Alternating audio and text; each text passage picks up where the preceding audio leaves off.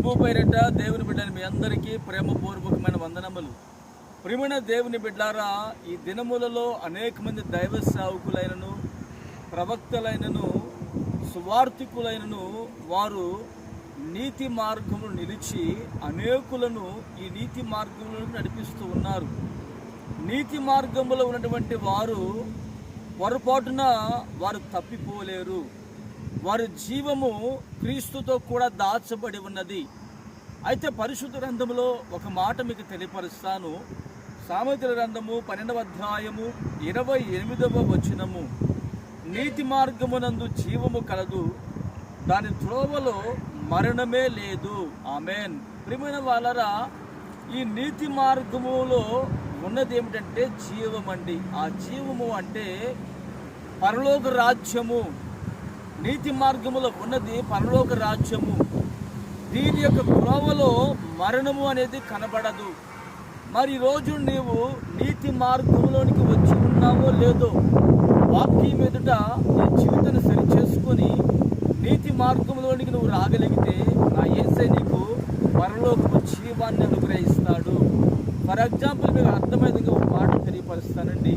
జక్కయ్య నీతి మార్గంలో లేడు, అన్యాయపు మార్గంలో, అక్రమమైనటువంటి మార్గంలో ఉన్నాడు.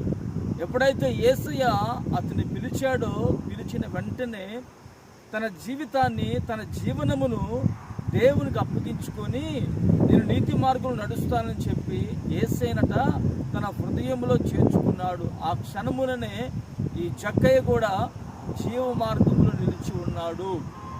మరి ఈ రోజున నీవు ఏ మార్గము గుండా వెళుతూ ఉన్నావు? నీవు వెళ్ళేటువంటి ప్రతి మార్గము అది చక్కగా ఉండవచ్చు, కానీ దాని త్రోవలో మరణము అనేది ఏలుబడి చేస్తున్నది.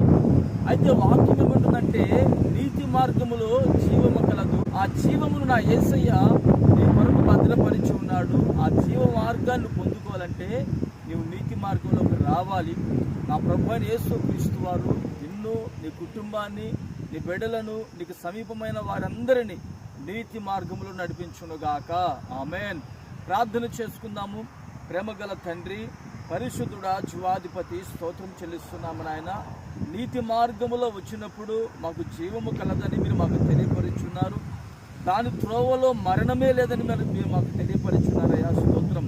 అలనాడు జక్కయ్య తన మార్గము సరైనది కాదని తెలుసుకొని నీతి మార్గంలోకి వచ్చి ఉన్నాడు కనుకనే పరలోక రాజ్య వాసునిగా మార్చబడ్డాడు. ఈరోజు నీ బిడ్డలకు కూడా అటువంటి కృప పొందుదురుగాక.